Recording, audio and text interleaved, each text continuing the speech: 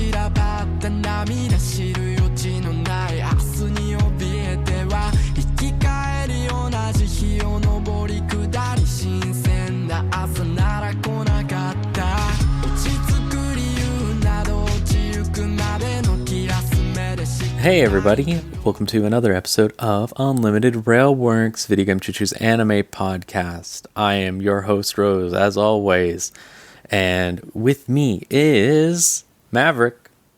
Hey, how's it going? Hey, it's going pretty good. We can finally talk about the new season of anime after 2 episodes because we don't have too much shit to do, which should be good.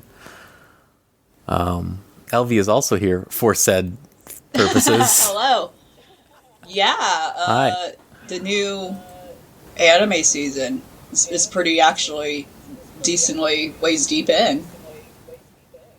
Yeah. Yeah, we're, what, 3, 4, Yeah, we had the first almost? part of it 4, already. just about? Yeah. Yeah, that's crazy. And then it's that awkward thing, too, where there's a lot of series still ongoing from last year. You know, we got some long season stuff. Yeah. Yeah, what, like, I'm trying to think of what's still going on. I know, Iruma, there's that Iruma still going. Yeah, there's that Urusei Yatsura, yep. Imminence in Shadow, I know, is another. I haven't watched that, but I know that's still going. Yeah. Vinland Saga just started, but that's going to go for a while. Yeah, several things. Yeah.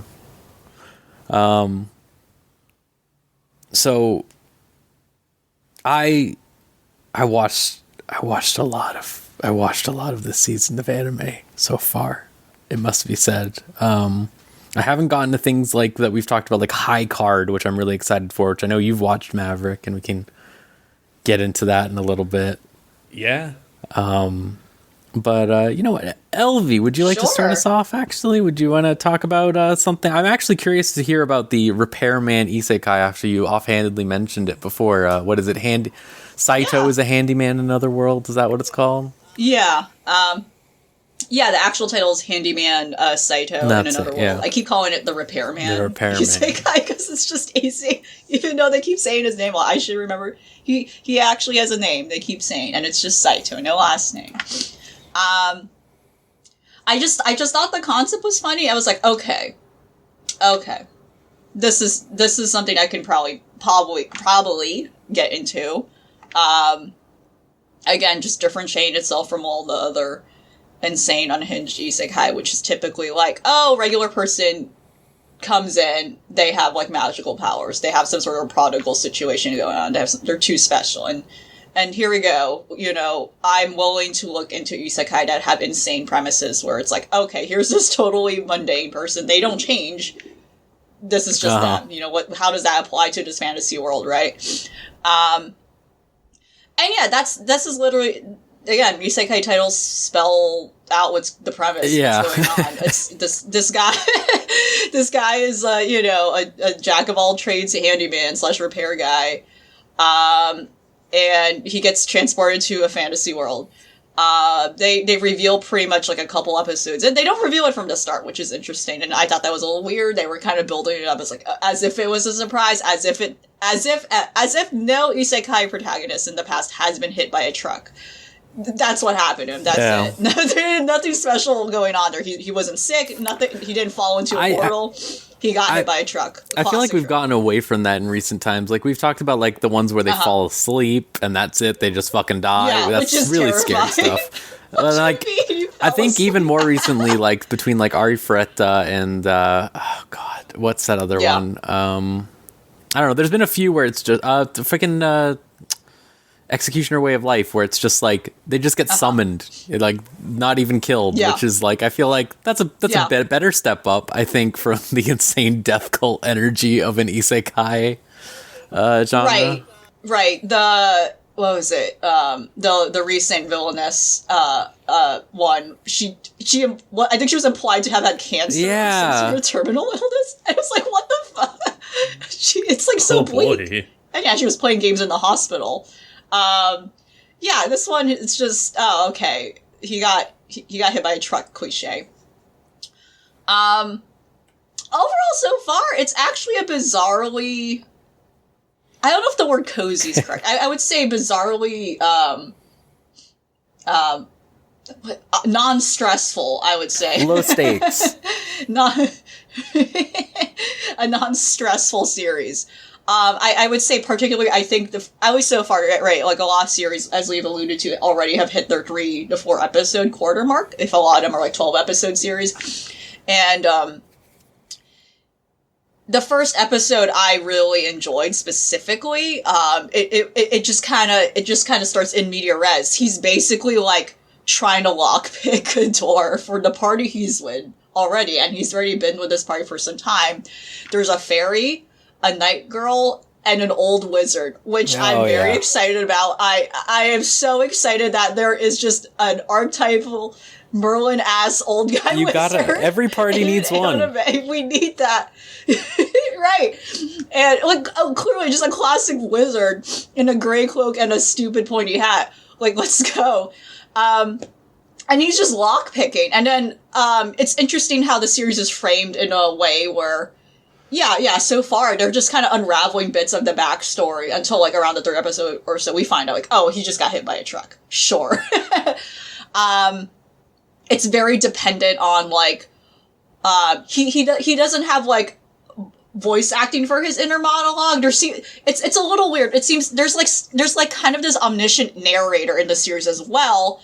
Again, it's not actual voice acting, not actual audible narrator, but like all these like lower thirds captions and title cards that keep intercutting between shots and scenes. I don't think it's like a lazy thing to do, but it is very noticeable. And it works in a lot of points too, where it's like, oh, okay. But it kind of does feel like Family Guy moments at times, where it's like, okay, we're explaining the joke here. And it's like, they didn't need to comment, they didn't need to put a caption here explaining what just happened. Or like, Saito, what's the word? I'm trying to figure out what an example is. I don't remember now at this point, but like, and in that moment, Saito realized his life would change. Something like that. It's like, why is this like necessary? Hunter. Just let the scenes, let the scenes speak for themselves. Yeah, but overall, commenting on the first episode, it just jumps into him trying to lockpick a door in a dungeon with the rest of the party. And it slowly goes through each of the backstories of the different characters. So you have, kind of the secondary protagonist. I don't know if it's worth ranking them. Right now, they're just kind of like a party. Like I don't like, but I think it's very clear that the secondary protagonist, Railza, she's a knight, and she's got actual armor, which also impressive. She has like a full on. She's fully covered up. She doesn't have booby breastplate. She actually has a proper like breastplate that is very formless. And she's fully covered up.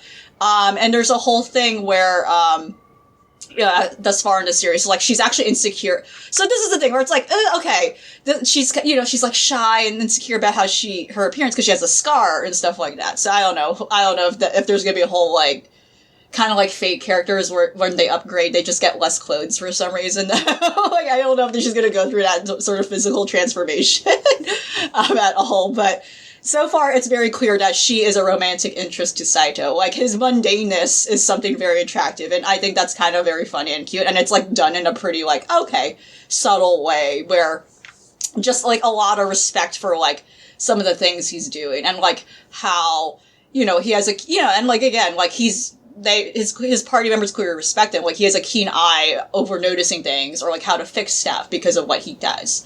And then there's a fairy girl. She's just a tiny fairy girl. I don't know what to say about her. She's just a fairy girl. She's just hanging out. But the fucking wizard. I love this wizard. That said, a little iffy on like, they keep making jokes that he's forgetful, and it's like, that gets into that weird territory. It's like, let's not. This weird, like, area of, like, how silly, Grandpa's forgetful versus, like, oh, no, he has dementia kind of thing, And it's like, let's not, like, poke fun of that too much or poke fun of that at all. That said, I just, conceptually, he's great. He's great. And there's a whole thing where I think he, like, pops in a lot of times for, like, a lot of the bits they do as well. And he actually adopted the night girl, I think. Like, he's kind of like her adopted father. But yeah, they have this whole thing where, like, he keeps forgetting about her, or they sometimes find him in weird places, and it's like, oh no, is this an Alzheimer's joke? What's that? But I think there's a bigger thing going on where he might be cursed, I think, and all that. The last episode I've seen, like, there's someone, like, approaching him, and he's like, oh my gosh, I was your protege or something all these years ago. And the joke that ended the episode was like, oh, he doesn't remember him, you know? So that's kind of like what he has going on. I just overall love that there is a freaking Gandalf man in an anime. And they're just leaning into it. Remember, what is Dumbalf Gandalbor or whatever? From the one where they got turned into a girl or whatever, but it was like his main character was literally Dumbledore Gandalf. Fucking, he was. Yeah. That's what it's all about, I think. Incredible. We need more of these like isekai or just MMO themed ones where like they have a stupid character. I'm sick of like them having good characters. It needs to be some bullshit. It needs to be a dude named like Toast or something, like, I don't know. Yeah, like a throwaway. Yeah, just a stupid this joke. Character is just this. I was stuck on my alt and they got isekai. I don't know. No, not this totally serious genre. And yeah, the first episode was dedicated to just showing who these characters are, and it was just it was just very nicely framed.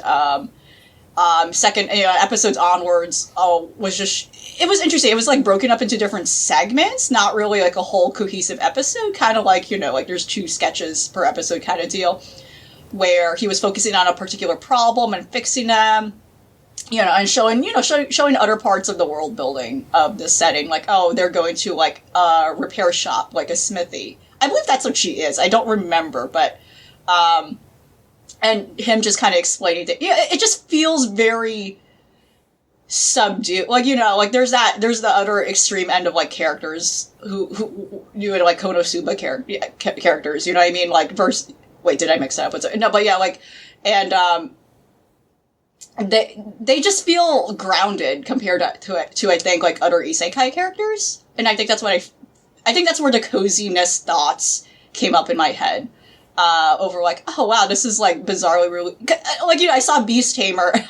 I saw the Beast Tamer show last time, which again, also not an isekai, but also a fantasy setting. And yeah, there is kind of like all these pre-established tropes in anime fantasy, like we've been seeing throughout the last couple of years, where everyone just has to be so much, and these characters so far don't feel that way.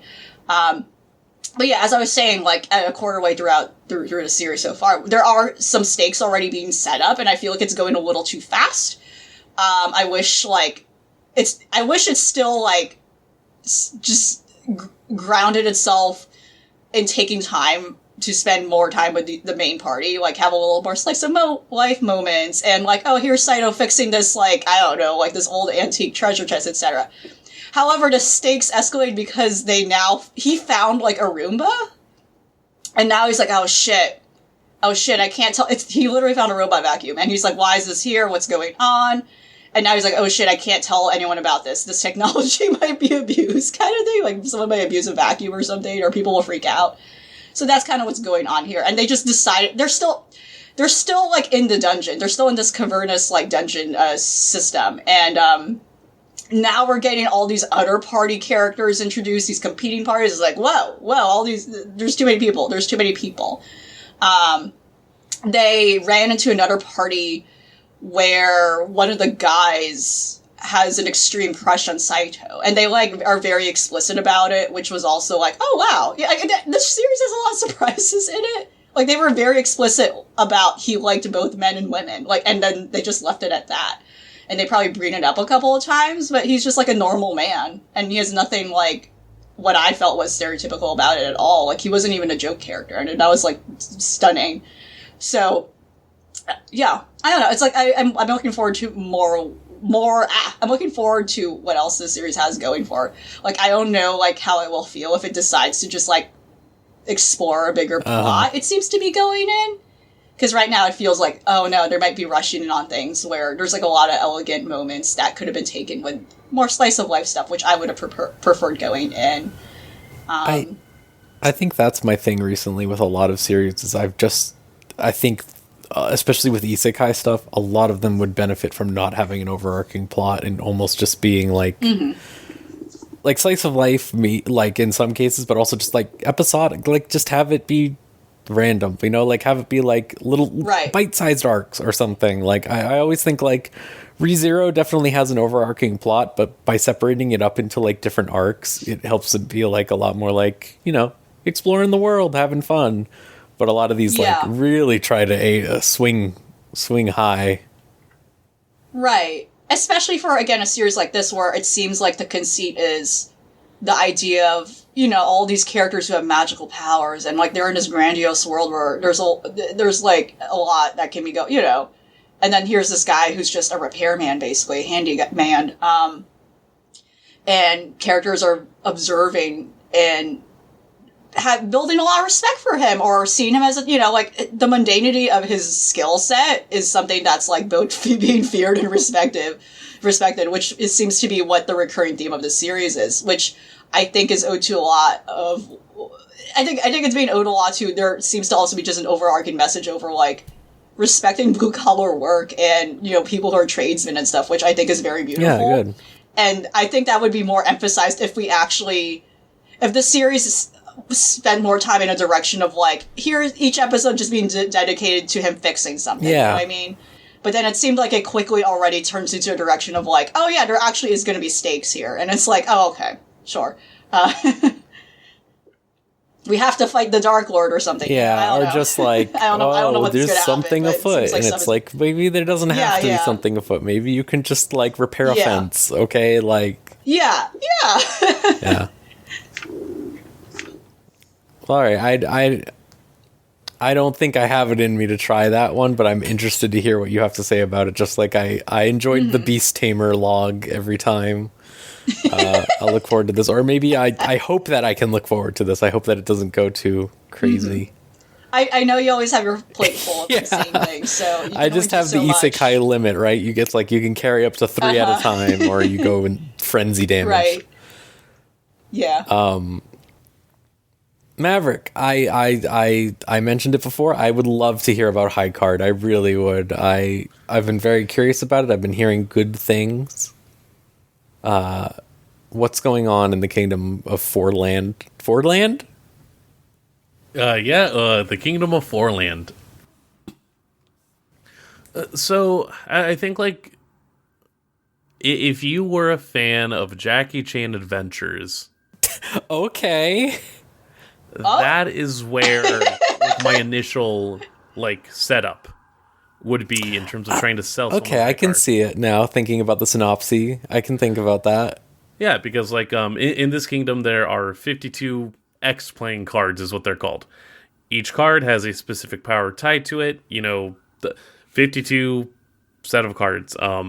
Each suit has its own like 10 set of cards, each with their own sort of abilities. I don't know if there's been anything in particular that's been highlighted as to what like the cards correspond to or what they might actually try and like get across to. I think there might be some idea as to what they might be, but basically like the cards are stolen about a month before our actual setup, and they get into the hands of people because much like any other mystical power that has multiple sets of it, you know, they are attracted to the person that will play them. They are attracted to their player, so to say. And so our hero Finn is sort of just like a pickpocketer, a thief, trying to help out his like orphanage that he grew up in however he can, between landlords trying to clear stuff out and just the general advancement of production. He decides, I'm going to go try and swindle some people at the casino, try and like make my hand that way. He ends up getting involved with the one and the only Lucky Lunchman. Poor, sweet Lucky Lunchman. What an insane name. the insanest name, and I wish there were more Lucky Lunchmen, but he gets killed. No! Yep. Not so lucky after all. I know. His 10 of Diamonds card, Unlucky Pokey, which granted him preternatural luck. But, basically, everything goes wrong in this one night, and as a result, Finn is given the choice to join the organization High Card, a group tasked by the King of Fourland to get all 52 cards while they moonlight as a salesman for the Pinocchio Car Company. And so between threats of rival companies, other people that want to get their hands on these cards, Finn and his team, which consists of Chris Redgrave, the person who wields the Five of Hearts, the ability that allows him to convert excess calories into basically regeneration power, Leo Constantine Pinocchio, the 14-year-old son of the CEO and King of Fourland, who has the ability Never No Dollars, which basically converts money into anything that he needs on the spot. Wendy Sato, the daughter of a master swordsman from the Far East, who wields the Ace of Spades that can summon love and peace, a large sword with a mind of its own. And Vijay Kumar Singh, a PhD student at the University of Cribbage. Oh, I didn't know that one yet. who has the Three of Clubs with the power of Green, where he can communicate with nearby plants and control them. That's our main cast, and we are slowly getting through other abilities, as we go through this whole fantastic journey. And I've been digging it so far. Like it is so wanting to set up the grand stakes of here's the betrayals and the twists that might come up. Here's what everyone's dealing with. And at the same time, it manages to have a main crew that is pretty likable. Each episode so far has been introducing each individual member of High Card, and so this past week was Wendy's solo episode. I assume next week will be Vijay's, and then we'll kind of just get into the rest of the series proper. But at the same time, we've been seeing a lot of different powers and a lot of different abilities. If I had to make any guesses as to what the setup is for each suit, Spades, I think, are probably dealing with actual weaponry, because Finn has the Two of Spades, which is kind of just he can summon a revolver and bullets, that he just has ammo on him that he can carry at all times. Ace of Spades is a very powerful sword. The hearts, I believe, are more so based on actual physical changes. Diamonds, I think, are potentially just actual, similar to alchemy is the best way I could explain it, where there's another villain in that initial episode, Bobby Ball. God, these names are always fun to. I remember Bobby Ball from the looking at the cast listing. I really liked he can turn he can turn anything into marbles and then use those as projectiles. And then with clubs, I assume that's more of a nature setup. I want to say that the most recent card was something involving fire, and that might have also been through clubs as well. So there's at least a theme to it that makes sense, and I dig it. It's interesting to see how they're really trying to flesh out the Seven of Clubs Lethal Scoville. It really feels like someone just noticed how everything is going in terms of just overall battle mechanic, and it's a good litmus test of where a lot of these tropes are. And given the fact that the manga only started, or there is a manga attached to it that started back in August, because this is a whole multimedia franchise is what it's being described as between the manga, a novel series that'll be out, drama CDs, and an Oh my anime. god.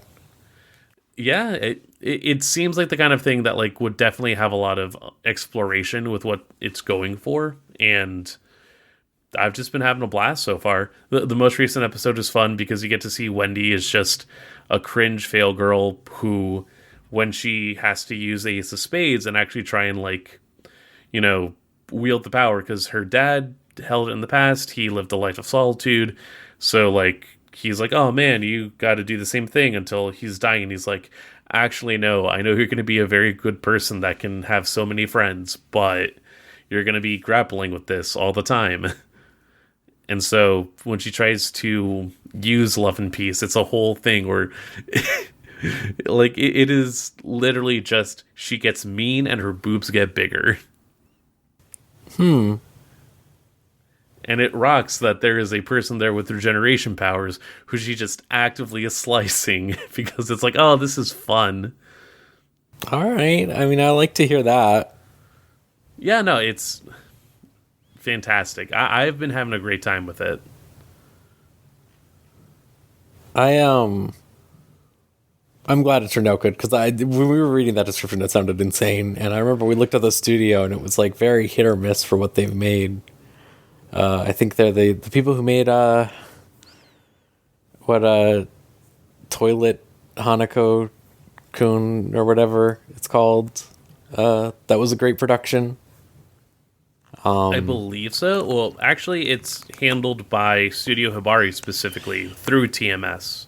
Okay. And what they've done recently is they did the Tekken Bloodline anime. That's right. And they did a fucking the Monster Girl one, right?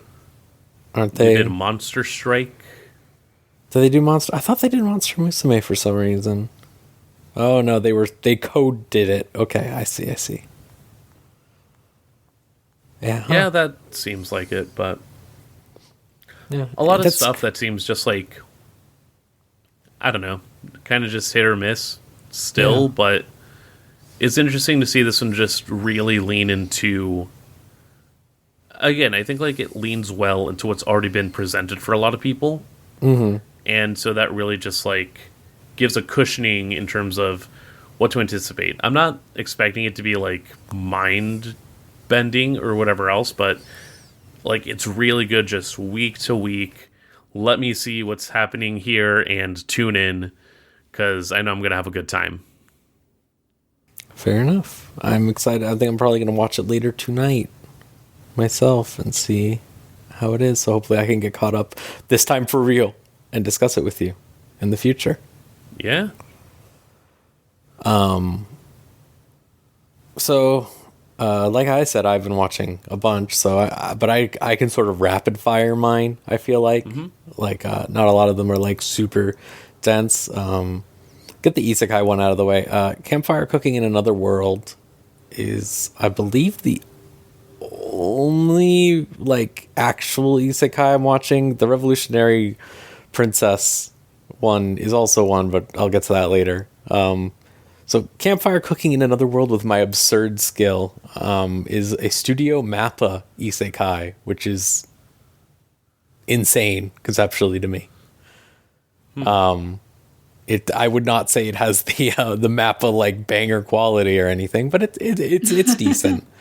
The whole conceit of the show is just this dude gets isekai like summoned to another world. He's just a 27-year-old businessman, and I immediately I gotta say, the way that like anime treats 27-year-olds like they're 40 is like driving me insane recently. Like they like draw them like they would draw like a 40-year-old man, and like have them have the habits of like a 40-year-old man, and it's like people need to be more normal about ages in fiction. That's all. That's what I'm saying. Yeah. But yeah, so this guy gets summoned, and it's like, oh, all the like high schoolers in front of him all get like, lightning magic, so on and so forth, and then his is just online shopping is his only ability. And so they're just like, here, take some money and leave. Like, we don't need you, okay? Just leave us alone. we're trying to do some like cool epic isekai wars or whatever, and we don't really need you. So he's like, damn, they're going to war. This country seems bad. I'm going to leave the country. So he like leaves the country and he runs into this big wolf Fenrir, and he's like, oh, don't kill me. I can make you delicious food. So he makes him like food from his online shopping thing, which is quite literally he opens a like browser screen in front of him and he has to put his like medieval coins into it to have a balance, and he gets great prices on all of this food that he can order, and it immediately appears after he orders it. And it's like shit, like it's like there's like a bunch of jokes where like people are like, this is the best soup I've ever had, and he's just like, it's like instant onion soup that he's just made. Lots of stuff like that, but like, it is fundamentally a cooking show. Like he's making a lot of different dishes and stuff like that. I think they've integrated it with like a dungeon meshy angle almost, I would say, of like he's cooking monsters that his dog is getting him basically. The dog is a great character. He's just like a real asshole. He loves eating. He's just being like a real prick about everything all the time, but he's like super hanging out, and it's like, but it's like he also has the energy of like whenever people are like, oh, like trying to get him, the main character, to do something, this dog comes up and is like, hey, are these guys bothering you? Like type stuff all the time, and just be like, leave him alone, he's just a guy. It's fun, it's nothing crazy, it's nothing like super mind-blowing or anything, but I think like it has the energy of the isekai that I enjoy, where I think I talk about this a lot. They don't have a persecution complex. There are bad people in the world, but like the average stranger you meet is more likely to just be like normal, or like at worst disinterested. Right.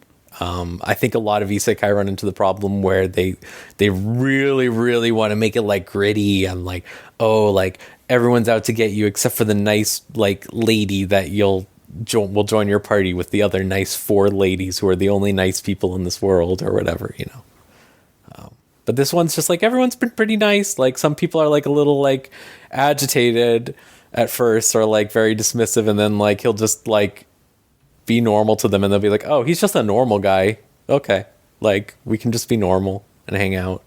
I really liked the adventuring party he went with. Just had a very generic paladin dude who was just like loving all of the food that he was making, just like, this is the best bread of all. Like he fucking invented like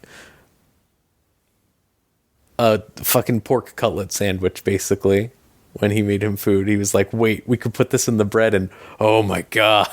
It was just like, it's good. It's just nice. I again, not like Chainsaw Man budget put behind this one or anything, but it's cool. I think there needs to, I would love it if 90% of isekai were like this one.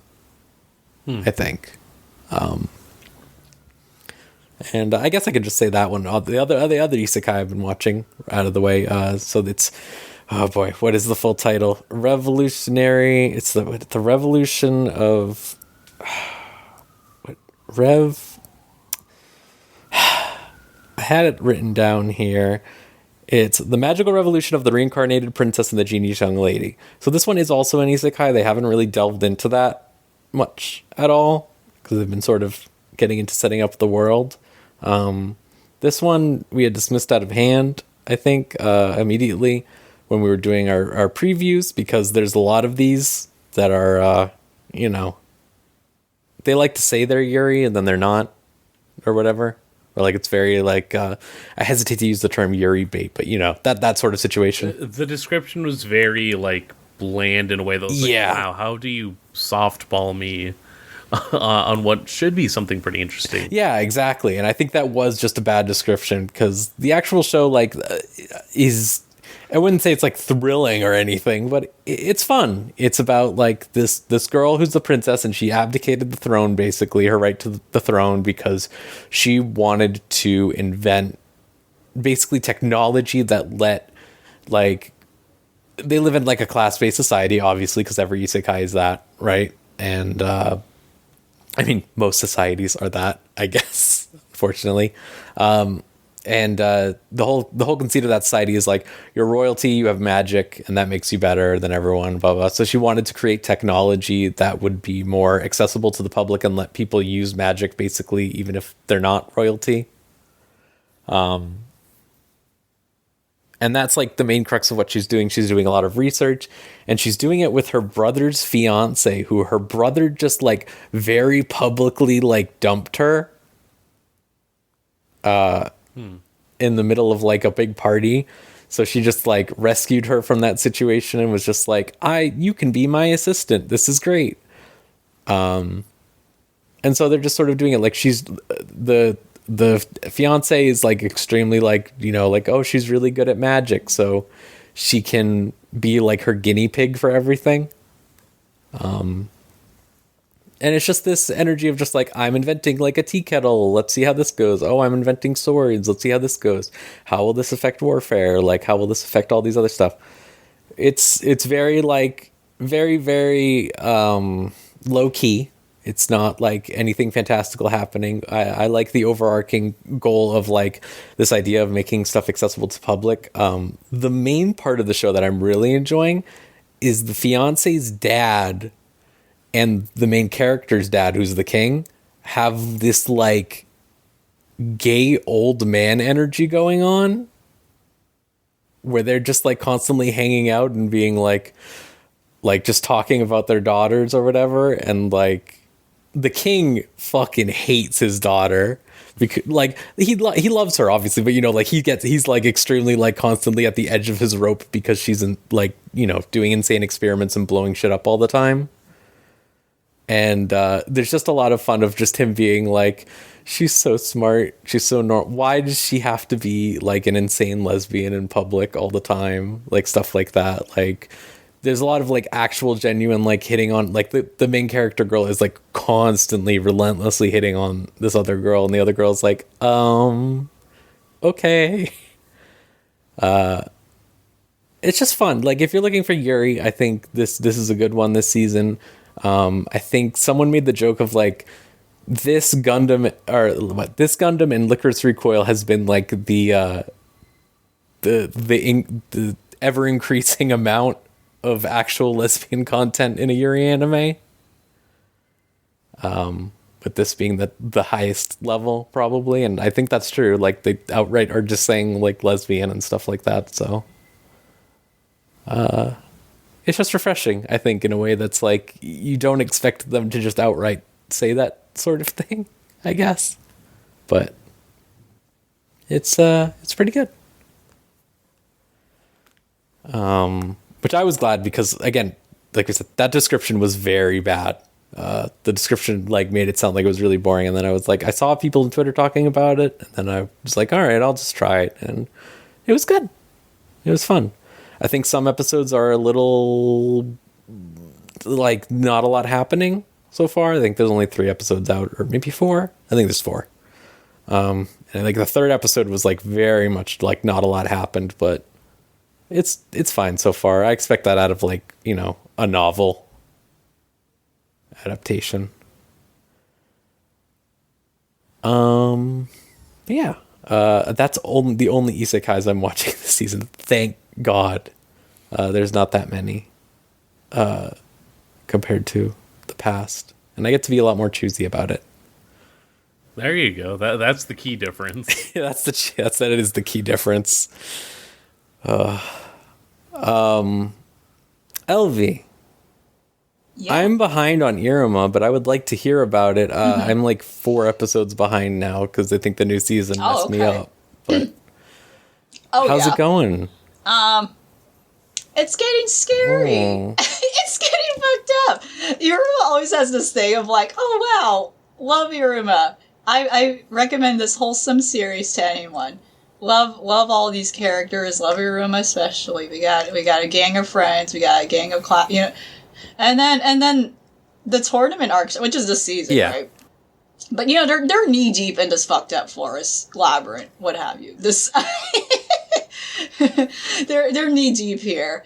I don't know, to summarize it, right, the gang is, separated, right? They're all trying to figure out how the fuck to get out, how to finish this challenge, essentially. And they're actually all seeing, like, not seeing, they're encountering fake doppelgangers of each other. It's scary, and it's like, oh! So then it actually now kind of makes you look back at the last couple of episodes where it's like, oh, okay, that makes sense. I see. All right. The most recent one I know there was another episode where I think they finally do get out of the forest. I believe that's actually the most recent episode I didn't see yet. But before that, Clara was actually endangered. That was awful. It was like, oh no.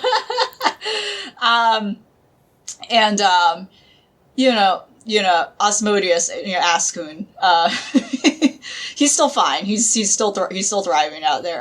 Again, everyone's all separated for Iruma, and he's still pining after him, etc. It's truly unhinged because Clara still gets a song in this episode. Yet she's like in peril. She's literally in peril. Well, what else would she say? They do a little rewinding of time back when she was in that fucked up Gleipnir suit. And it was a little, at first I was like, I felt like it was a little off, like, not off character, but a little, I don't know, I felt like tonally, this particular episode was very, very, like, jarring, I think, especially, even with the fucked up antagonist of the first season, as much as, like, we have a terrorist who wants to bomb the school, what I mean? Like, this one particularly was just viscerally, like, it was really unpacking, like, Clara's insecurities, in such a way that was like, oh my god, I'm feeling secondhand anxiety from this, where she, again, truly, I think she truly loves Iruma, and she's having, like, all of her insecurities are basically, like, unfurling. And she's, like, by herself. I forgot exactly what happened again. She somehow was left alone in the forest by herself. And she encounters, like, a fake Iruma. And that, it was fucked up. The fake Iruma was, like, being, not actually doing anything physically to her, but being, like, verbally abusive. Like, being very verbally manipulative. That's saying not things right. Like, oh, you need to, I forget exactly what the exact thing he was saying, but saying things like, oh, you need to do this because you want my friendship. Or, like, oh no! Like, really? Like, like, on the level of, like, like, what is the shittiest thing you can say to, like, a kid, right? So it's actually not that bad in hindsight, right, if you think about it as an adult, but very much stuff like, oh my god. But it was fine, because at the end of the day, Iruma, actual, real Iruma, breaks the illusion and steps in and all that. And, like, slowly a lot of the classmates are kind of now reconvening back together, finding each other. But it's truly like, what is that? This whole arc so far was they're just putting these kids in peril. It's so upsetting. But it's okay. Yeah, I don't know. They just put Clara through a trauma episode. It's fucked up. So yeah, curious where it goes after this. It does seem like they do finally get out of the woods. The fucked up woods of the illusion. I forgot exactly what was the rationale explaining what was going on, but for sure it was just like, yeah, the woods are fucked up, yeah, etc. Illusion, magic, all that, But yeah, it's overall, yeah, Iruma's still going. That's all I can say. That's my new Iruma update. Yeah. It was just the best of Clara episode. That's fucked up, but I guess she was due one. It's fucked up. Yeah, she's had it too good for too long, She's... Yeah, they were like... we need to make this character upset now. Sometimes you just get the darkness in you when you're writing, and you're just like, I think what if Clara was crying? I don't know, this would be... Yeah, that was it. I was like, oh, she was actually like, actually upset. Like, it was really bad. Now draw her in abject misery.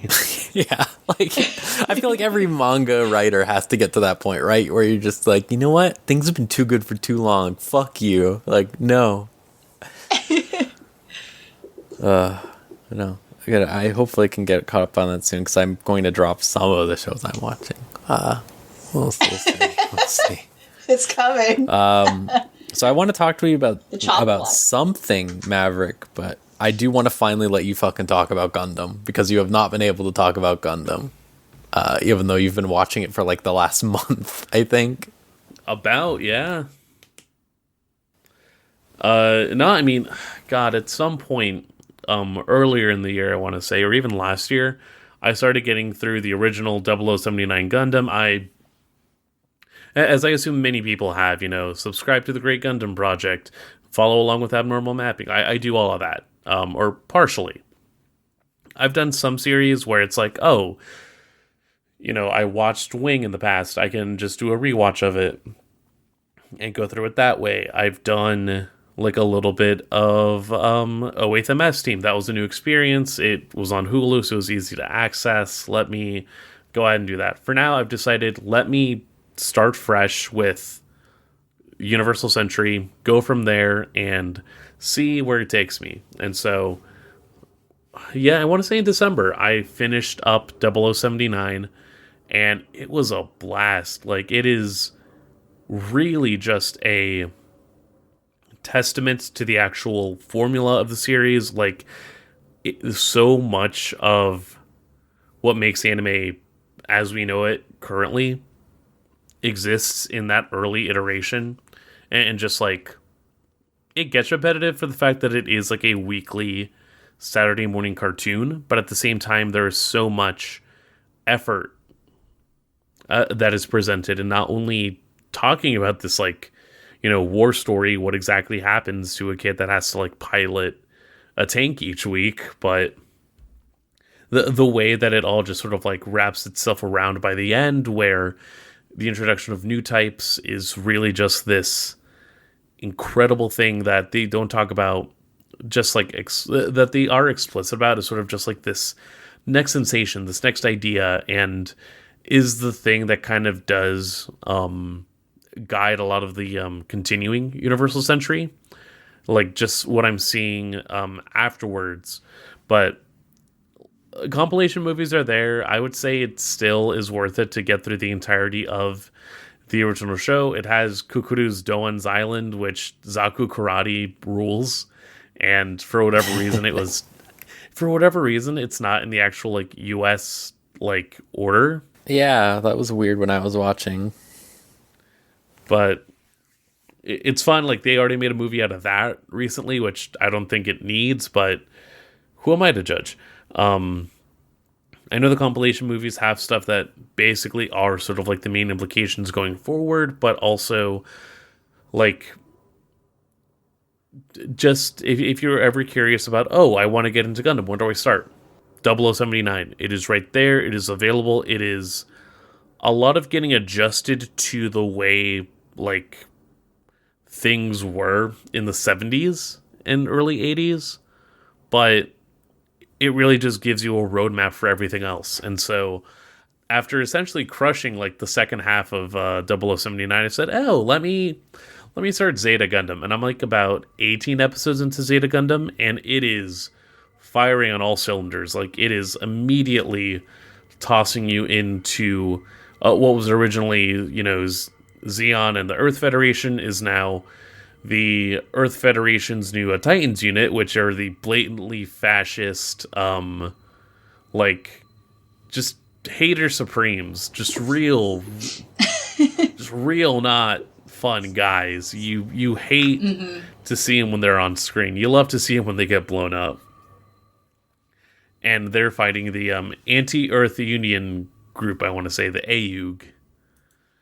And despite it sounding like a very, very wholesale setup, they are specifically, one, they're the protagonists that we're following, and two, they're specifically against the Earth Federation, which also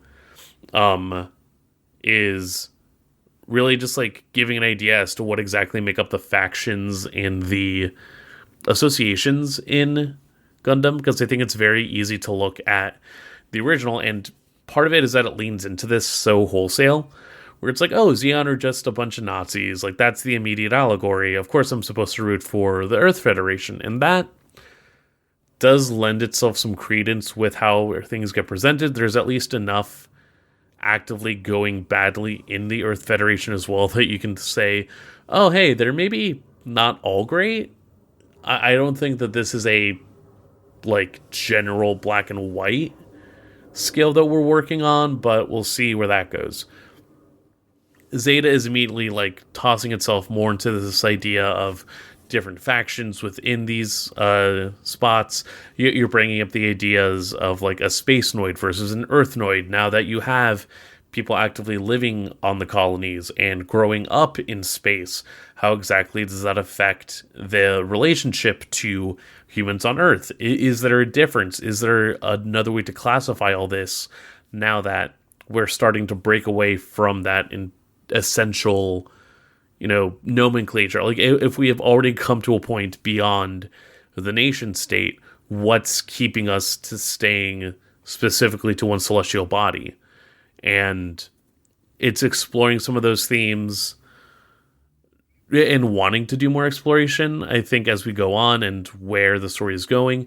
It also is tackling just sort of ways where it's like, when does heroism die in regard to one's own, like, imprisonment? What exactly is the role of children when it comes to a lot of these scenarios and the perpetuation of war? A lot of slapping. I gotta say, the slap quotient is exceedingly higher than I anticipated. Oh, yeah. I mean, I don't know what it's like in Zeta at all, but let me tell you, Total 79. Zeta, it feels like once an episode. That's crazy. I feel like it's basically that the midpoint of the original. Like, it's like Bright is busting it out all the time. Bright is like, if Bright doesn't get to slap someone once a week, he loses it. Oh yeah, but then it's very funny that, like, it immediately, it's sort of like it's a recompense. Like, there is a shot of just Bright getting his ass handed, and it's hilarious. But Bright, world's oldest 19-year-old. that hairline is not 19. No, not at all. Like, maybe now that he's 27, I want to say. Like, it's more becoming, but 19, oh, I'm sorry, dude. You hate to see it. Yeah, and who knows? Like, my main bit is that I did want to finish Zeta before this episode and just be like, oh yeah, I got through it and I'm going to start Double Zeta. But then video games happened. Ugh, God. Yeah, you're telling me. Yeah. But no, I think, like, this season, for, like, winter feels like the season that I'm actually going to be able to catch up on the UC. That's crazy, but Godspeed. I mean, I'm doing like 2-4 episodes a day whenever I do get them in, so it's not like I'm just stalling on it. And especially right now, Zeta's at least at a point where it's like I'm wanting to get more of it, which helps get through the whole 50 episodes of it. That's what I'll say. Like, the pacing, sometimes it gets bad, I'm not gonna lie, but there are moments where it just has a good flow and it's like, wow, I gotta watch the next one. Mm-hmm. I was curious about your take on who I believe is the most insane character in original Gundam, which is Slegger. Oh my god, Slugger Law sucks, and it's hilarious that they try and make us care about him. It's like, it's maybe the most barefaced I've seen a show try to make you care about someone who sucks. In like, this dude's gonna die, and you gotta care about him so bad you don't understand. Him eating that fucking cheeseburger was like... Man. Like, there's a version of Slugger Law that's, like, cool. Yeah. But by the end of it, they really just beef it. No, they completely beefed it. Everything that he does with Mirai is fucking insane. All of that is insane. I have no idea what that subplot was at all. Like, it feels like they maybe wanted the Earth Federation to have their own Rumble Rawl, but also they did not land again on what makes Rumble Rawl so great. Yeah, no. Especially when you already have Kai and Hayato doing a lot of, like, the legwork. It was weird. Like, just bad. They really shifted the vibes on the white base. Yeah. I feel like the vibes in white base are, like, constantly getting fucked in new and exciting ways. In general, yeah, but then it's like, you know, you throw a wrench in particularly, and it's like, oh, man, It's a sad day in white base for everybody. Nobody liked what Slugger Law did. God, there's like something about that like 3/4 of the way through original Gundam where everything is just insane all the time. It is just that Ramba Rawl sequence, I think. Just that whole arc is like, because it starts with like the insane Amuro dad stuff. Well, no, because then it's like, oh, Amuro, you got to go pilot the Gundam. I need you to do this. We stay on Earth for a bit. Rumble Roll shows up. He's like, hey, you're a pretty cool soldier. Like, it's incredible that you're doing this stuff. I see you, White Base. You are truly formidable opponents. And then when they get to space, Amuro just realizes his dad has, like, space poison. He has, like, low oxygen poisoning, basically. Because all he can do is just make gadgets. And not even, like, making anything. He's just playing with junk. And saying, like, oh, this will be the cool thing that'll help the Gundam. And it's like, oh, God, Yeah. This isn't working. No. I'll go and finish it, hopefully, this week. And then I'll be on Zeta Gundam. Yeah, again, that last stretch of episodes, too, because of the fact that it's so focused on new types, is spectacular to watch. And Char does some of the silliest shit. That's really why I need to do it, because I immediately loved Char the second I started watching that series. Like, I understood everything immediately. I understood, like, 40 years of media.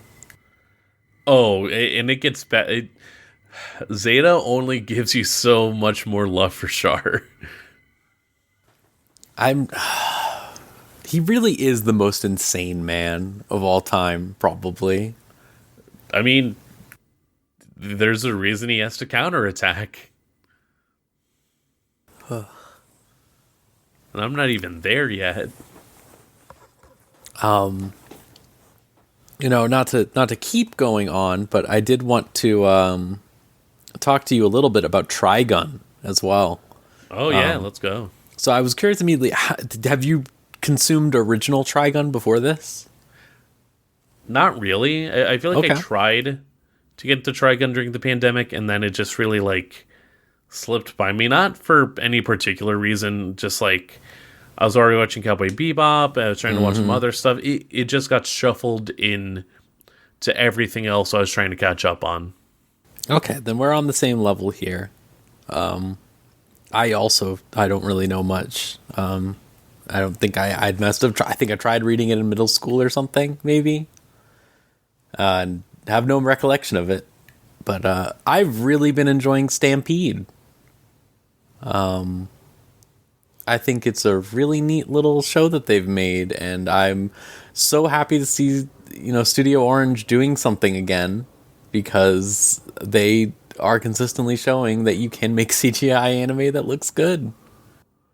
Yeah, not like, when it comes to the actual animation of each episode, I've been so impressed and just been having a great time just actually, getting into it. I think it's been a really fun show, and I can only imagine what's going to be coming out now as they're getting to whatever, like, culmination point they want to get to. I know that, like, a lot of people have been, either like divided or like soured on it because of, you know, their association to the original. And I don't know, like it is a viewpoint I understand, but I can't, truly can't share because of the fact that I'm detached from the original. Like, I've had people say, oh, watch the first season watch the first show because immediately they're spoiling stuff that you learn later on. And it's like, I get it, but at the same time, is this not what they would want me to know in this way? Like, yeah, like what I was thinking was knowing the original author is extremely involved with this and wrote it, extremely gives me the vibes of, you know, Trigun was a week-to-week series and they wanted to go back and just clean it up into their, like, you know, idealized vision of where they got to eventually, you know? Yeah. And especially now after the fact and having all the pieces to play with, which makes sense to me. And especially knowing that Naito, he spells it like Nightow, right? I think so, yes. God. Fucking Westaboo. You'd have to be to make Trigun. I guess, but like Yasuhiro, all right. Nightow. Sickest guy of all time. God. Not even like a dash O. You have a TOW. Yeah. I mean, yeah. A dash O would have been good. Also made Blood Blockade Battlefront, which makes sense. Yep. God, I'm annoyed at how, like, you just inherently have cool vibes. Yeah, like a 2-year weekly series. Well, that and then Maximum, which continued like for a whole decade. But yeah, it makes sense if this is like a want to just take the series and do a little spin on it. I have to say immediately, the thing that really sold me, well, not immediately because it was a few episodes in now, but I was so sold on making Million Knives. Spencer was telling me this, because again, I don't know much about original Trigun, that Million Knives, Vash's brother, who is, I believe, the main antagonist, in this adaptation, they gave him 1,000,000 knives. They did. And apparently in the original, he never used any knives. At all. And I think that is fantastic revisionism. I think this is great. I will not deny that there is a beauty in a character named Million Knives who never uses knives. But I think it is even better when it is exactly what it says on the tin, when it comes to being named Million Knives. Especially because they went so cool with it, you know? Like, it's like, the fact that he wears knives as clothes is crazy. It's great. It's such a cool idea. Yeah, and I guess the other part of it too is like people are sad that Millie isn't in it, and yeah, like, again, I get it, but also if you have me having to say let them cook at a series for not including a girl yet, or like specifically like the big girl yet, like that lets you know just how I would say out of proportion the current like fervor is. I'm definitely in the mindset of you of like, let it cook, like, for real. Like, we don't know yet. It's crazy that like so much has changed in this adaptation and people are still thinking like, yeah, she's just gone, you know? Like, maybe I'll eat my words, but I doubt that is the case, you know? I don't think Roberto De Niro has legs, as it were. There's definitely a purpose to Roberto, and like like truly the setup, I assume, is once they're in a good setup, and specifically once Meryl is actually more like cocksure of herself, for whatever reason, like he'll be out of it, and then Millie, or the equivalent to Millie, will come in. I was thinking about it, and I think my only so like I've been watching this with my wife who loves Trigun, and she hasn't had any problems with it. I think she's really enjoying that it's like, you know, a more novel take on things. Because I think it's like, you know, you've already seen original Trigun. You can see something new. You can see something different. But the one complaint that she had that I agreed with completely was that Meryl was an insurance agent in the original. Yeah. And I do think that is way better than journalist in the tone of that world. I think the energy of a woman who is coming to do claims on things because this dude is destroying everything, getting pissed off with him, is much better than, you know, rookie journalist that you've seen a million times. That is my... I mean, like, yeah. I would say as well, like, it is a very active, like, change, and specifically from those professions, I would say, because one is much more active than the other. Or rather, like, with insurance collections agent, I know, like, eventually, yeah, like, this is going to come back around to that in some way, or, like, they are already actively trying to be in pursuit of someone. Whereas with the journalism route, there's a lot more that probably will get uncovered there. Roberto has, like, said that, you know, our service may be shit, but we at least have enough of an information collection that we can actually, like, get our way around the desert and, like, have some pretty sweet info on how to do so. So I feel like there's more there as well. And again, maybe it comes around to, hey, congratulations, you're a senior editor. Now go ahead and take this young reporter Millie along with you. Yeah, sure. Elvie, what is Little Edogawa Gremlin Mysteries? Is that referring to... Yeah. So, Bungo Stray Dogs is back for a freaking 4th season. I think this is... Yeah, I think that is true. Yes, 3 definitely exists. Yeah, so... Yeah, yeah. They had a movie like 2 years ago. I watched it and I can't tell you what happened. That's most anime movies. It was such a nothing movie. I'm trying to think, like, when's the last like anime series that got a movie adaptation that you remember? Like, that's not Dragon Ball. Well, Dragon Ball's a special case. Yeah, but that's also weird territory because, like, those are original stories made for the movie, and then the manga. Manga's like at a weird divergence between Dragon Ball at this point, so it's not even really. You know, I can't even say that because fucking Maverick went and saw One Piece Red like a couple months ago, right? Mm-hmm. I did, yeah. I like Mugen Train. I was going to bring up Mugen Train. You know what? Fuck me, I guess. You know what? I'm wrong. You know what? I'm eating it here. That was a solid there's one. A bunch, I guess. I'm so used to the era of Naruto and Bleach movies that were just completely dog shit. I mean, don't worry. Yeah, being you insane have My Hero and Academia movies, but then even then That's true. Even then, from what I hear, it's like, oh, I had a good time. I don't know if I'm going to be thinking about it a lot, but I at least had a good time. Yeah, I don't watch also a lot of series that are long running like this, that are kind of like to the point of like, this is like a franchise thing, franchise level where, it would have movie tie-ins and all that. Like, I don't really watch a lot of those, like, proactively, on my plate at the moment, at the same time. So, yeah. That said, Bad Apple. Oh god, I'm saying Bad Apple. I think it was called Bad Apple, that movie. I think that is true. I think you are correct. Yes, because I think I remember my friend talking about it. Yeah.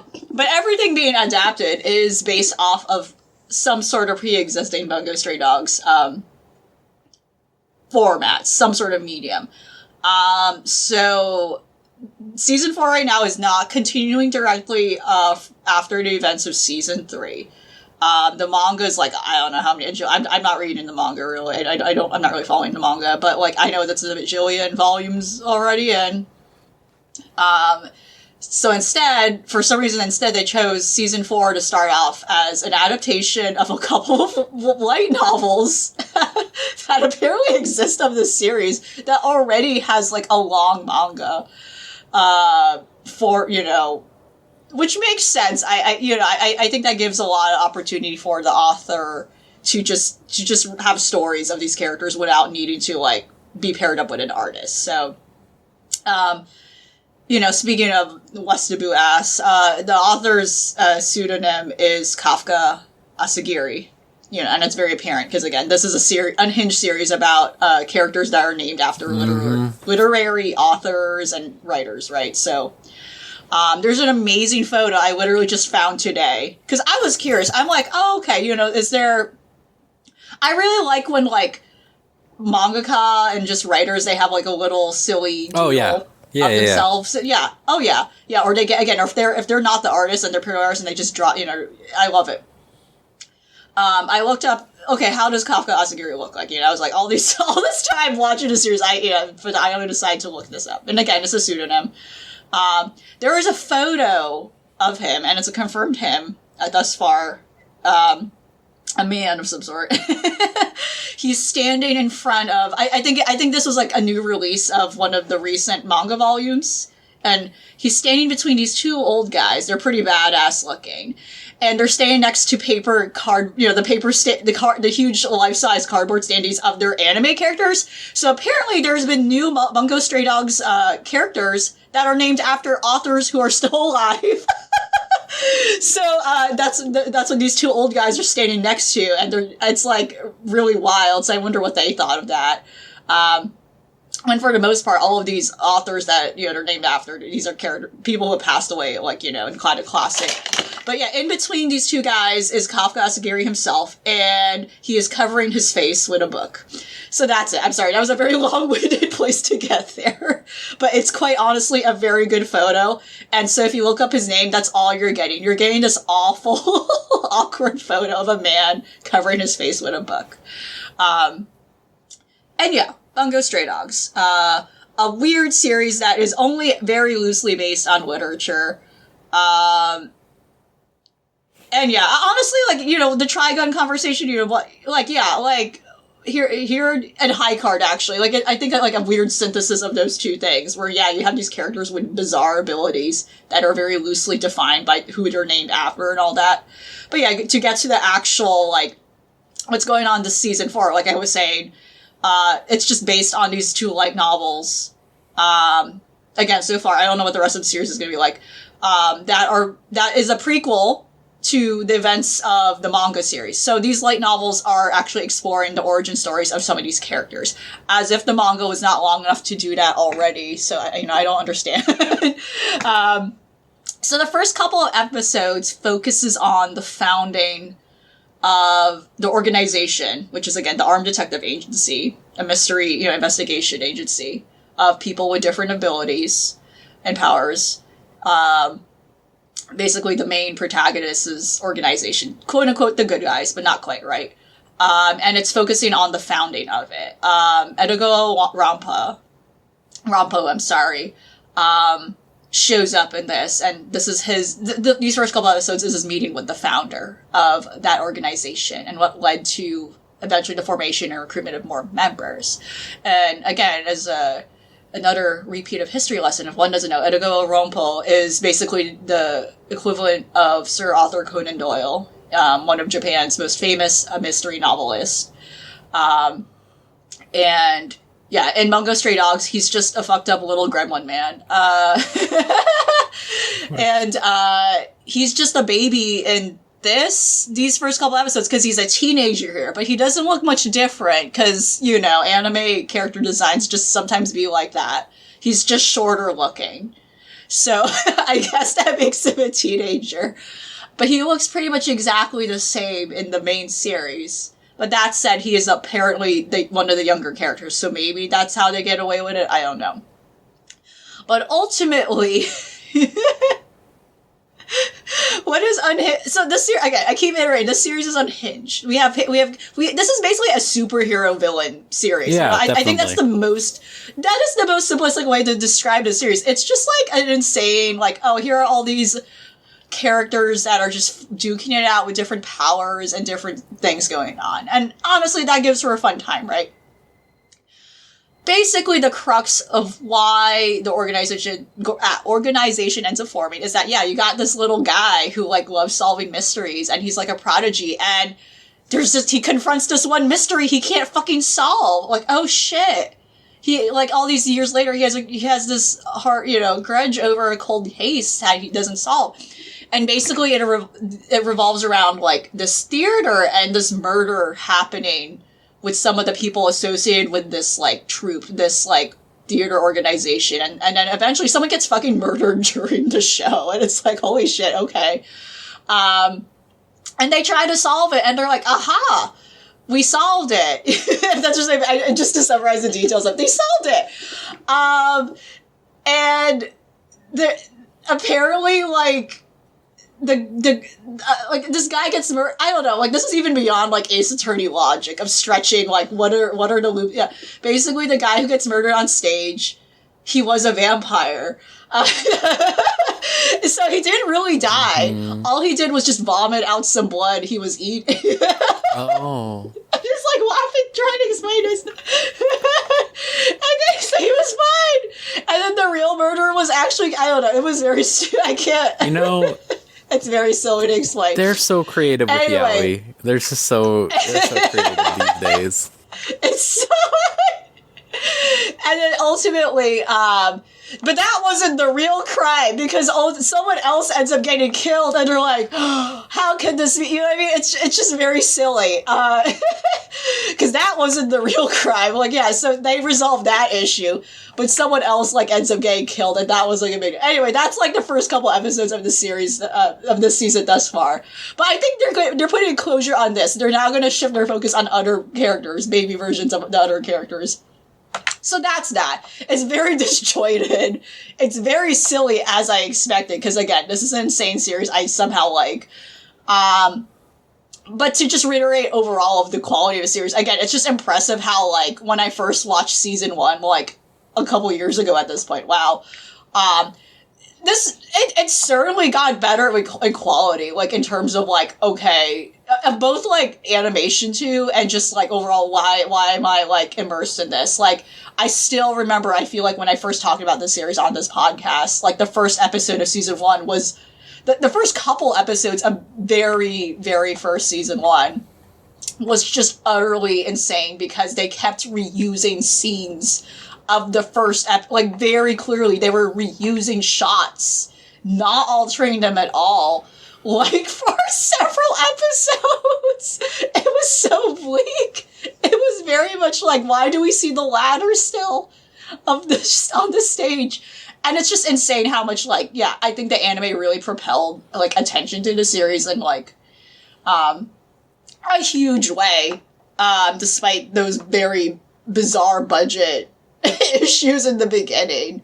And also just pacing-wise, too. It really lingered on, like, just, like, it really had the issue of, like, it lingered way too much on, like, one character's woes, I think, in the beginning. And now it just kind of accepted, oh, yeah, this is one of those series where, like, there's a jillion characters and we have to keep, like, jumping around. And, of course, the power of, like, yeah, BL fans, right? That's just like, okay, you got a bunch of, like, Ikemen characters, so here you go. It just feeds itself, right?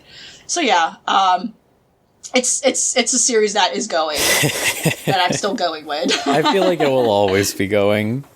I think it will always be going. Yeah, I don't know when this is going to end.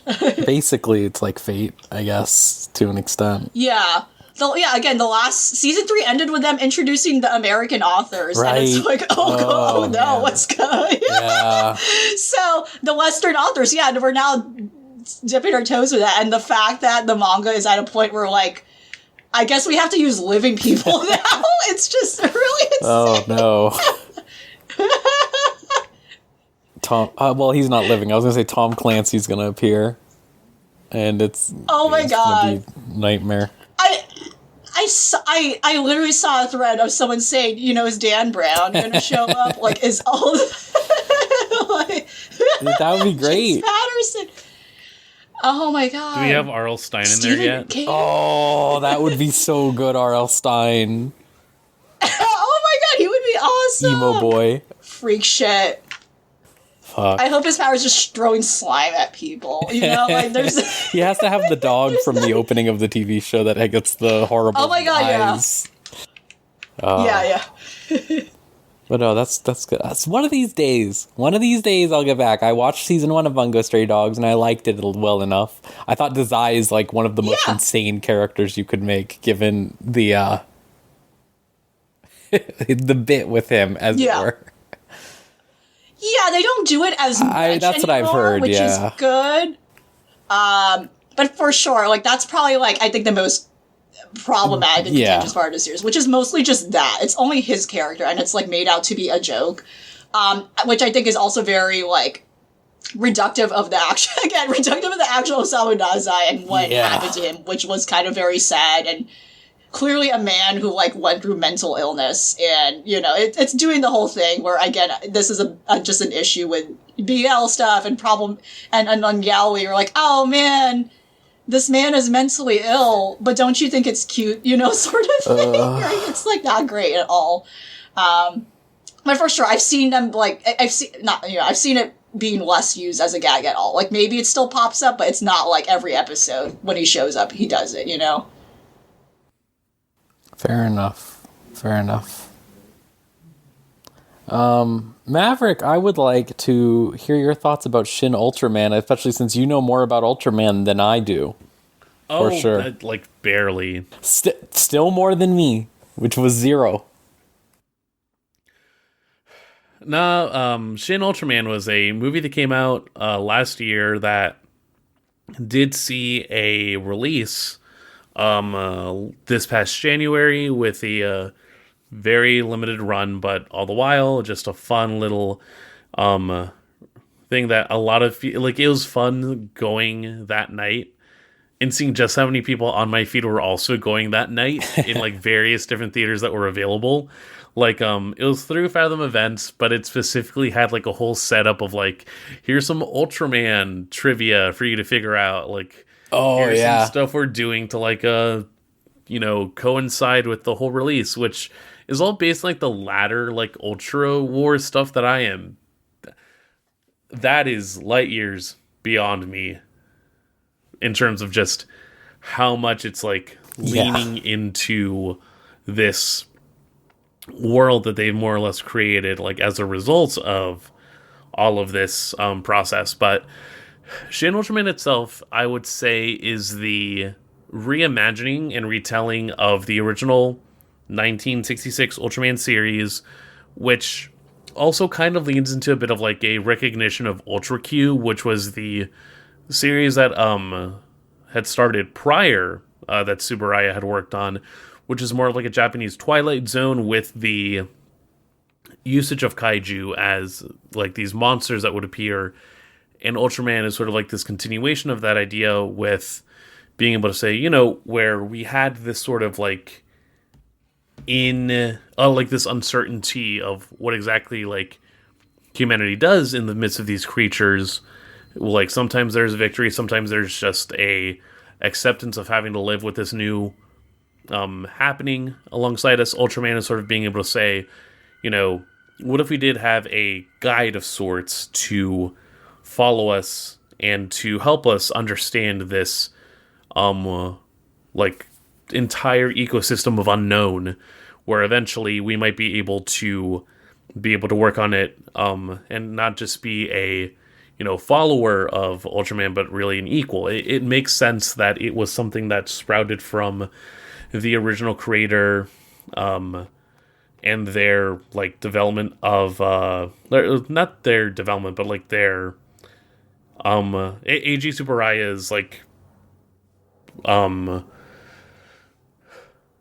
like growing interest in and I guess adoption of Christianity, which, you know, divorced from context is like, oh, that's kind of weird. Are you telling me Ultraman is a Christian series? Like, yeah, pretty much.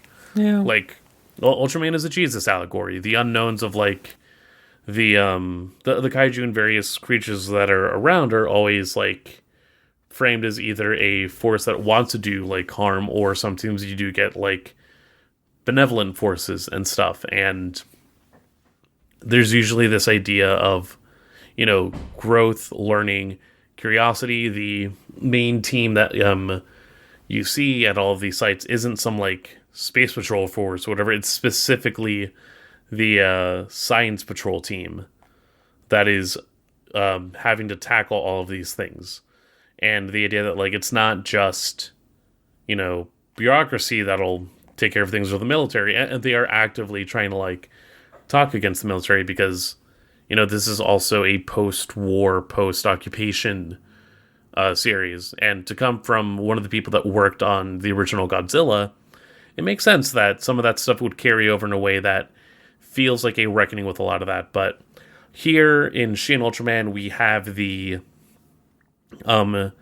incitement of kaiju, which are these creatures that kind of like already originated from the Earth, and the S-class species suppression protocol is tasked to eliminate these, or at least like neutralize a lot of these threats. And we have an attempt to sort of just see what's going on when one of the people that are involved with the security agency, Kaminaga, we see for a brief second gets injured. And then from that, there is a introduction to this mysterious giant, which we will call Ultraman. And then Kaminaga's back. Seems like he recovered from that injury. And we go through a few more, it feels like a collection of like 4 separate Ultraman stories that also tackle the beginning, middle, and more or less like reflect the ending of what the original show was like, where we go through Gabora and sort of like the initial idea of what those kaiju battles look like. Then we have aliens that are a bit more intelligent making contact with like the original alien Zarab coming through and trying to present this idea of like world peace and like communication amongst the rest of the cosmos, but it's still a trap that ultimately Ultraman is able to save people from. And then we sort of end with the introduction of the alien Mephiles, who is ready to destroy the Earth through, again, similar means of like deception and trickery, but Ultraman is able to take care of that one more time before ultimately the rest of the Ultra community says like, hey, you're helping them maybe too much. You're getting them wrapped up in stuff that is going to like ultimately harm them. We're going to have to like take care of this. We're going to unleash Zeton, which is like this, again, originally another kaiju, but here's like this this suppression force that they unleash that ultimately leaves Ultraman like wanting to save the humans, and Zafie is sort of just like, dude, why? Like, why do you care about these people? And Ultraman's like, I don't get it, but I'm going to learn about it. And it's really just like,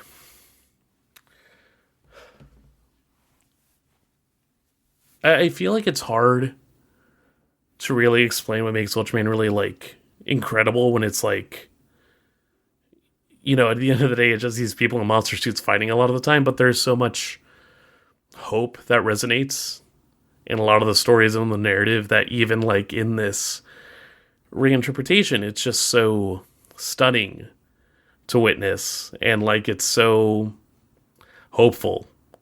I know a lot of people like Shin Godzilla, and I still need to see it, and I know I need to appreciate it for what it is, but ultimately it does feel like and I mean, I'm saying this as well, knowing that there is a lot of argument as to what its themes actually are about, as it relates to the earthquakes that were happening at the time, as it relates to the original story as a nuclear just like stance on the world, on like the way that the United States handled everything. Like there is so much messaging and baggage to Godzilla that a reinterpretation from the guy that made Evangelion can definitely sour some people based on what it wants to focus on.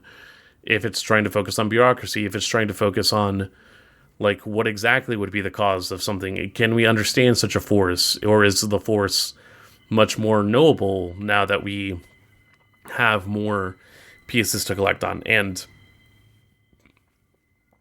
frankly, I can't speak on it, but with Shin Ultraman, it was just very clear to see that this is just a passion project for a series that so many people have loved. Like, you can go and find the original film that Anno made, which is him doing just Ultraman moves in the middle of a field in his tracksuit with the timer and everything, because that was contemporary for him as he was going to school and as like everything else was going on. And it was just a lot of fun. And admittedly, like, if I sound a little choked up trying to talk about it, it is the fact that the person who got me into Ultraman was Nikki Austin, the person who you might know from the channel Explode When Defeated, the person who is, or would collaborate with Hazel on their podcast. And right, like, not too long after this movie came out and they were able to watch it, they had passed away suddenly, and that was sort of a shock that a lot of people felt. I mean, I can only talk about it as someone who, like, interacted with the content that they put out, but at the same time, knowing someone through what their interests were and what exactly they really put a lot of stake in helps to color, you know, some of that understanding, and to know that Ultraman was one of those things that really was a pillar, not just for what they would talk about on their channel or like any other spot, but just like really something that like was their persona. It really just like ends up being this bigger piece for me. I was glad, like I said, you know, having that night where everybody was seeing and like taking in the shared experience. It didn't matter if we were all going to the one theater in New York or if there are multiple people going as well in LA. Like, we were all sharing that moment, and I'm really glad that I was able to share that moment, even if it was a just like known look at the feed on Twitter and seeing like, yeah, I'm glad that you're able to see it. If you get the chance to watch Shin Ultraman, I highly recommend it.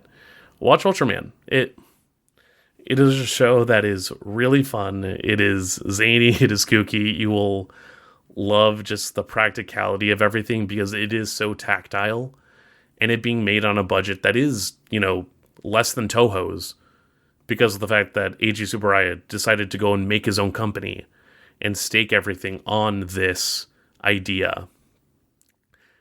It really speaks to the lengths at which Tokusatsu is able to captivate the audience, and it's why it's so enduring, you know, regardless of it being Sentai or Kamen Rider, any of these other iterations that come around as well, because I know so many people that'll love Gridman and Space Sheriff Gavin. Like, there's so many forms of it, but there's something so powerful in the way that these stories in particular are able to captivate their audience. So for me, I really liked Shin Ultraman when I watched it, and I know you said you haven't seen Shin Godzilla, but what struck me about Shin Godzilla in comparison to this, like, I agree with like everything you said about the Ultraman stuff, and I think that's why it's so effective in this film specifically. Of it really like does have this energy of like a hopefulness that isn't like, it's people fighting monsters, but it's not like an absurd hopefulness, which is what I feel about Shin Godzilla. Like, I don't think Shin Godzilla could be made after the COVID pandemic, is how I feel about Shin Godzilla. Like, It represents a very specific view of bureaucracy that is completely, like, fantastical. Like, it's this idea that, like, yeah, you know, people in the government do want things to be better, and it's like, so, like, after the earthquakes in Japan, I don't even know how they could say that, really, is also how I feel. Like, Japan's response to that stuff was better than, you know, like America is to events like Hurricane Katrina and stuff like that, but that really just comes as a result of it being a smaller country. And it's, Shin Godzilla is, I would say, like, I don't know what my problem with it was, but it just did not hit for me. in the way it seemed to for a lot of people. But Shin Ultraman, like, did hit me in the way that I think it did for a lot of people. Like, it's just good. They perfectly blend, like, the idea of trying to create their own story and tell this thing with, like, trying to make this send up of the original stuff. And I just think it's really effective. Yeah, like, it really does give a sampling of what one could expect from the original show. And, you know, again, it's like we have high cutting edge CG here, but that doesn't detract from the fact that they do lean into, like, goofy cuts. They lean into, it's the fact that there is so much absurdity as well thrown in between. The that fucking really, the punch at the end is, like, so good. Oh, it's great. Like, it's just so... It has so much fun with what the series stands for nowadays. And, yeah, like, it is this idea that, you know, not necessarily bureaucracy itself, but, you know, you're presented a story of what if, like, this person that could answer all of your problems, you know, do that, but then on the chance that they are no longer able to, what are you, humanity, the populace that has to, like, deal with these problems themselves, like, what are you able to do? And it really leans into humanity in a way that is so uplifting. I thought that the most insane part of the film, which I know was a reference to another episode or whatever, of when the woman becomes giant. Oh, yeah. I know that was a reference to some episode, but it was very insane out of nowhere. I think the funniest part of that is still when it's like, there's a million videos on Twitter of you when you were a giant. And she's like, no. And then he's just like, I deleted all of it from the internet. It doesn't exist anymore. She's like, well, thanks, I guess. Very funny sequence. You know, I had to do it to him. That's one of my favorite phrases.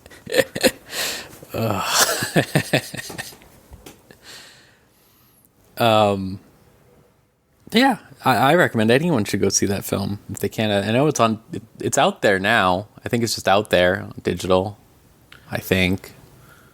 It should be, yeah. I mean, I believe there are other means of getting it. Well-documented ways of getting it. Yeah.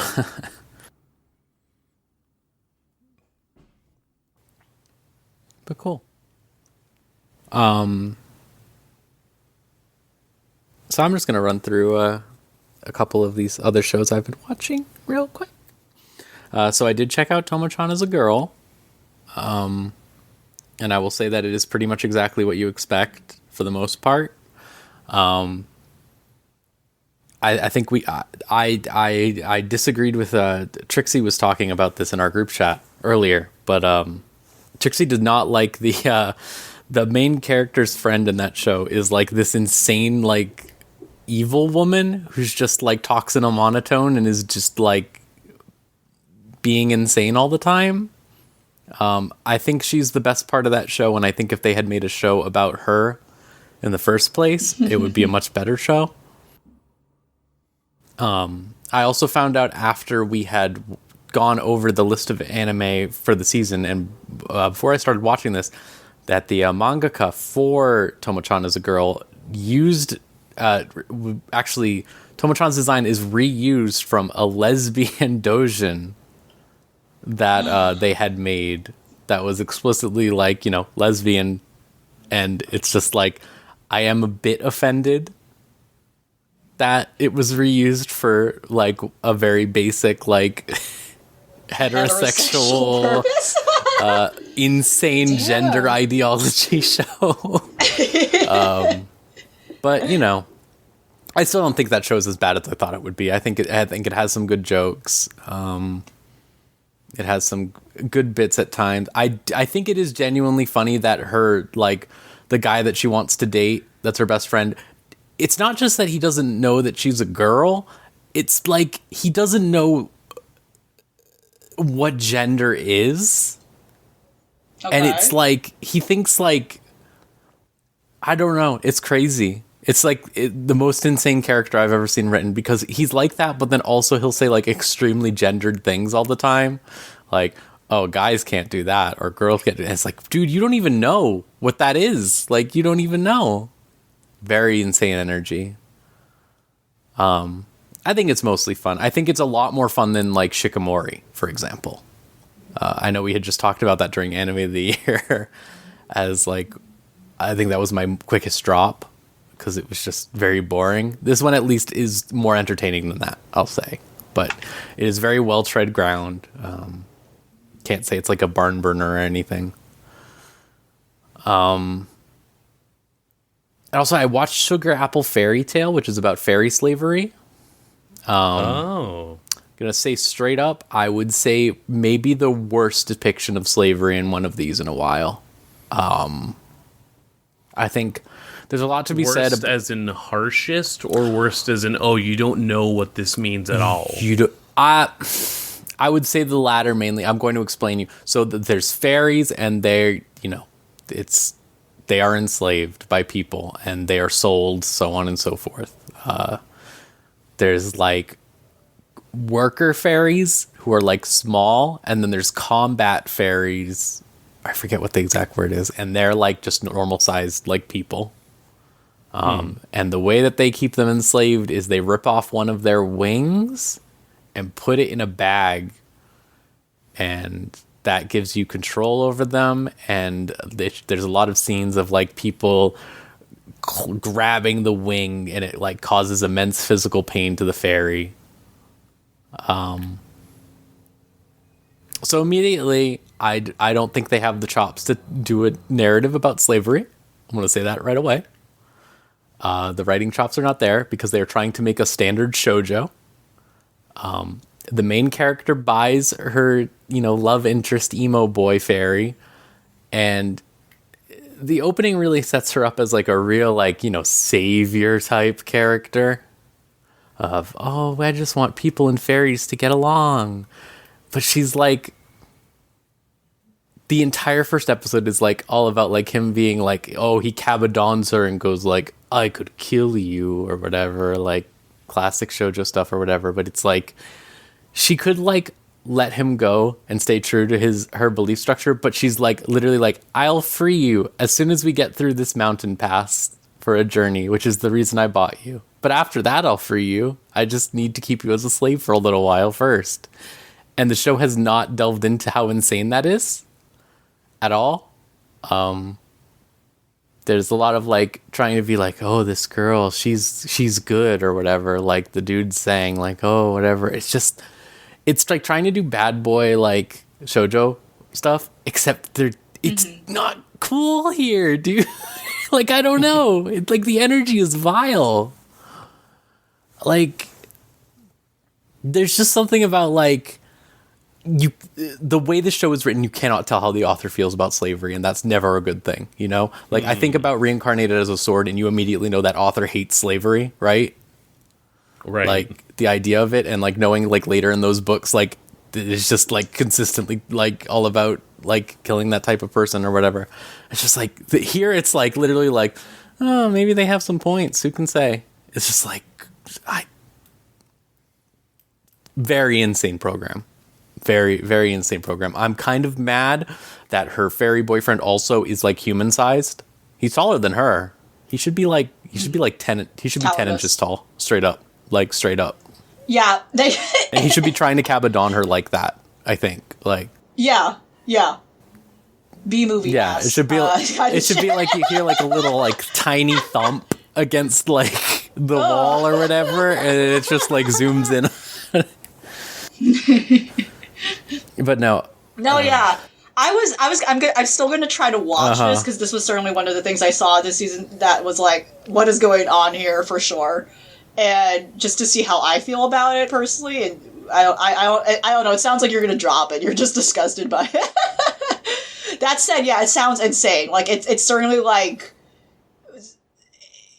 huge dissonance between the fact that okay, we have this deeply serious aspect to the story going on in this world. Yeah, it's trying to when I'm looking at pictures of this, it just looks like a typical shoujo thing on the surface, and that's very strange.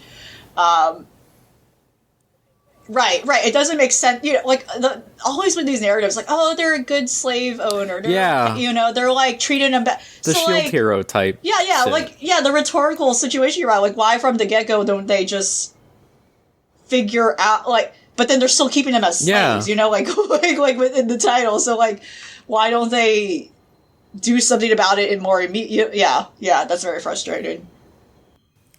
I just think like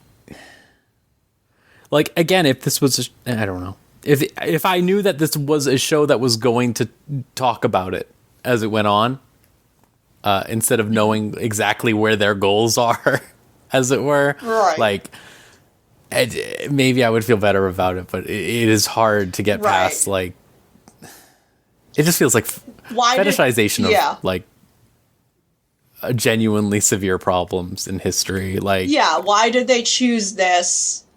And from what you're describing, why did they choose this and not, like, say a more just like you could just do a or normal story. Fish out of water. Yeah, like stuff, there's some taboo over the fairies can't. And she's a human, right? It's like their fairies can't.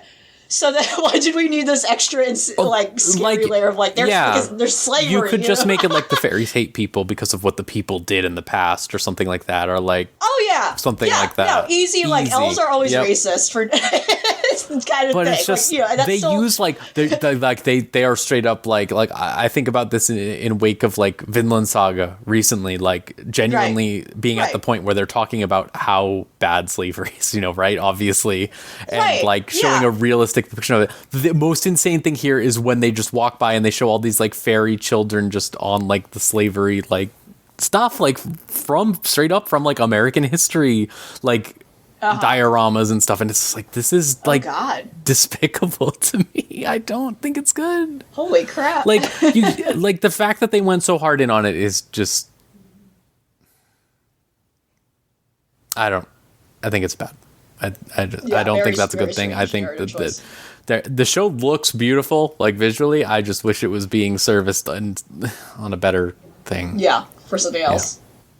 Because you could do fairy romance. I think no one's doing that these days, but not like this.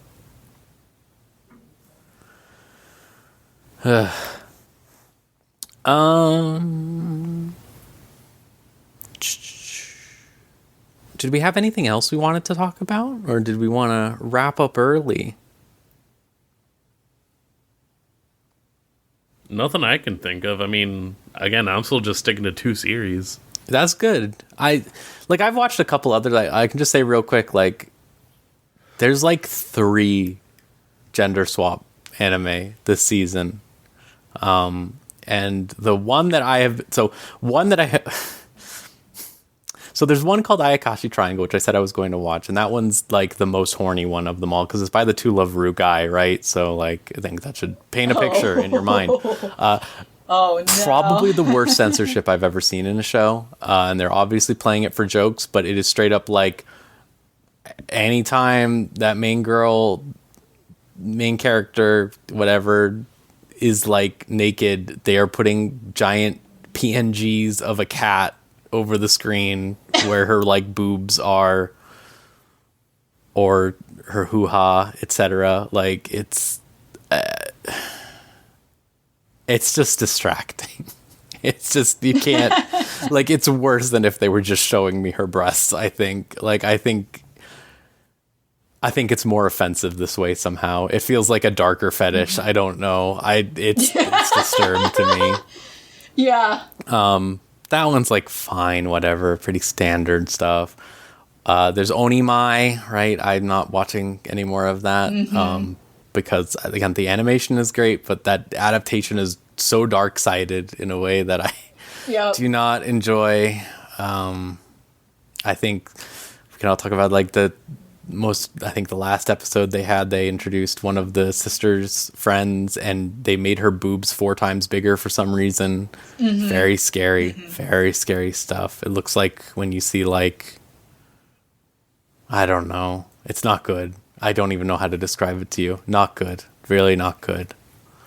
And then the one that I've actually been enjoying quite a bit is, I need to look this up, but it's the one where it's this old king was reincarnated as a knight because that's all he wanted to be, and he gets reincarnated as like a girl knight in the future. I need to figure out what the title is, but it's like it's not an isekai. It's just a sakai, I think is what I said when we were reading the descriptions of like just straight up. It is just like the same world, reborn to master the blade, from hero king to extraordinary squire. That's what it's called. It's just fun. It's just a fun adaptation. Get to see a lot of girls go chibi mode, which is great. You love to see that happen. Not enough chibi mode in shows recently, is my opinion. And if they do it, it looks horrifying, like on Dr. Stone, where they have like those godless, like malformed tiny versions of Senku and stuff. Not good. Dark. Evil. But yeah, this one's nice. It's just fucking around, having fun. Pretty standard stuff, pretty standard fantasy story, but I've been enjoying that one a lot. I don't know why there are 3 gender swap anime on at once. I think that something is going on.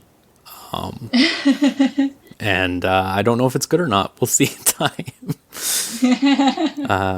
That's pretty much everything that I've watched, so I guess we can wrap up a little early. I never mentioned it during this whole episode like I usually do. I usually come up with some bit, but since John isn't here, I feel like the reduction of 20 minutes will like account for him not being here in the episode timing.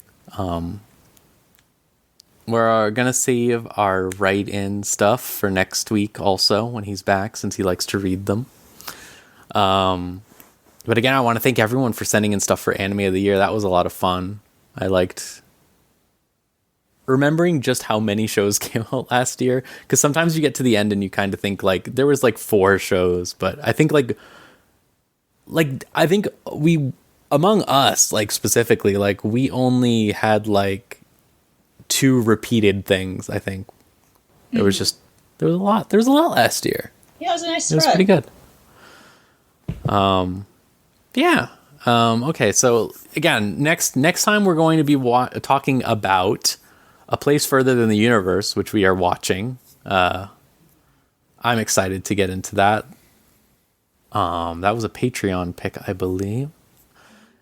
Which, speaking of, patreon.com/VGCC, $3 gets you everything 1 week early. Like this show right here. But yeah. All right, cool. Well, I was glad that I could talk to both of you. I'm, again, glad to have you back again, Elvie. And I'm glad we could finally get to this new season of this anime stuff. I feel like I'll have even more next week because I didn't talk about a few more. But we'll see what I land on. Hopefully I'll finish Gundam. Finally. I can't believe Maverick beat me. I'm still mad. I can't believe it. I slacked. I really did. He just rushed ahead. By the time we come back, I'll just be on like turn A at that point. You're gonna be on like fucking turn A. You're gonna be like, what? You didn't watch all 3,000 episodes up to this point? Like, damn, okay. And I'll be like, oh. But no, cool. All right. I hope everyone has a good day, night, week, month, year, so on and so forth. And we'll see you next time on another episode of Unlimited Railworks.